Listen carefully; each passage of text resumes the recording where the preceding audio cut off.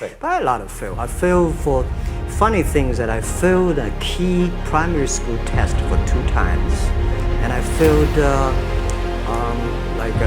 3 times for the middle schools applied jobs. 30 times got rejected.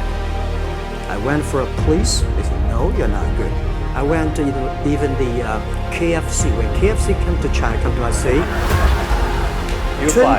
24 people went for the job. 23 people were accepted. I was the only one guy. And we went for police. 5 people, 4 of them accepted. I was the only guy that I received it. So to me, being turned down, rejected. Oh, by the way, I told you that I applied for Harvard for 10 times rejected. I mean, I think it's like quite painful and difficult, honestly, and it feels terrible. There are many more ways to fail than to succeed.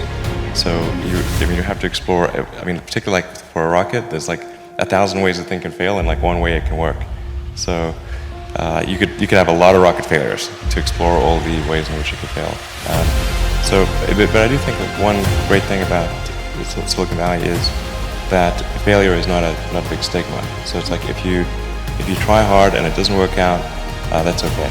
Like you can learn from that and do another company, and it's not a big deal. I should say, like when we started SpaceX and Tesla, I mean, I really thought the probability of success was very low. I mean, it wasn't like I think, oh, we'll definitely be successful. I thought we'd be like maybe 10% likely. Well, and then we came very close to both companies not succeeding in 2008. We had had 3 failures of the SpaceX rocket, so we were 0 for 3. We had the crazy financial recession, like the Great Recession. The Tesla financing round had fallen apart because it's pretty hard to raise money for a startup car company if GM and Chrysler are going bankrupt. it's partly for the upside. Yeah, that was a tricky one. Unfortunately, at the end of 2008, the 4th launch, that was the last launch we had money for, worked for SpaceX, and then we closed the Tesla financing round, as you know, Christmas Eve, 2008, last hour of the last day that it was possible.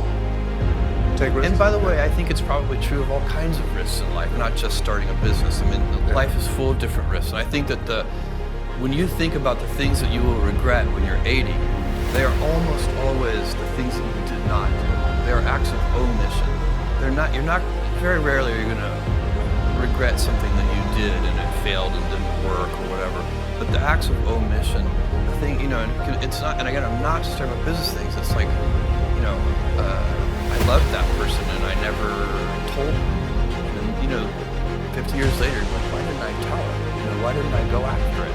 As humans in general, we're always improving things. And so entrepreneurs and inventors, if they follow their curiosity and they follow their passions and they figure something out and then they figure out how to make it better and they're never satisfied. Every time I look at something, it looks like it could be improved. There's something wrong with it. So I go through it like, how could this restaurant be better?